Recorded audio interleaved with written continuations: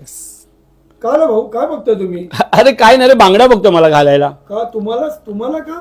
हा आता तीच वेळ आली ना रे बांगड्या घालायची. कारण की शंडसारखं आम्हाला गप्पा राहावं लागतंय. हिंदू उत्सव आले ना म्हणजे नवरात्र, तर आमच्या नवरात्रीवरती जोग बनवले जातात रे मित्रा. आणि अशा प्रकारचे जोग ना म्हणजे हिंदू उत्सवाने इव्हेंट करून टाकलंय. इव्हेंट पार्ट्या कसं असतात माहितीये ना, त्या पार्ट्यांसारखं केलं रे. आता नवरात्री उत्सव आहे, त्याच्यामध्ये आई भावलाय पिक्चरची गाणी, डीजे, लाइटिंग वगैरे सगळं करून आपल्या मुला मुलींना आकर्षण करतात. आणि हे मुलं मुली ना या दांड्याच्या नावाखाली चुकीच्या मार्गाला जातात. त्या मुलांची चुकी नाही हो, पण त्यांना माहितीच नाही जागरण म्हणजे काय, नवरात्री म्हणजे काय. पण ते इव्हेंट ऑर्गनायझर करून टाकले ना, दांड्या की रात, नवरात्री नाईट. अरे काय शब्द ठेवले तुम्ही. अरे आई भवानी मातेचं जागरण येते, त्या जागरणाचा तुम्ही खेळ करून टाकलाय. अरे नवरात्रीच्या नावाखाली तुम्ही लवरात्री बोलताय. काही लोक बोलतायत की ह्या नवरात्रीमध्ये मुली पटवायच्यात, 9 दिवस मुली पटणार, कपडे चांगले घालाय. काय केलंय.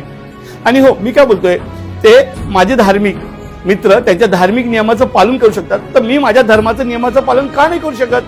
अरे माझा धर्म, माझं नियोजन, आमचे विचार, तर आम्ही आलेल्या गरबा रसिकांना टिळक का नाही लावू शकत.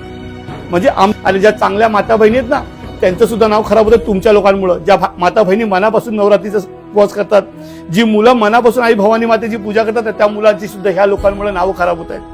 आज जोग बनवला गेला माझ्या नवरात्रीचा. हात जोडून विनंती करतो,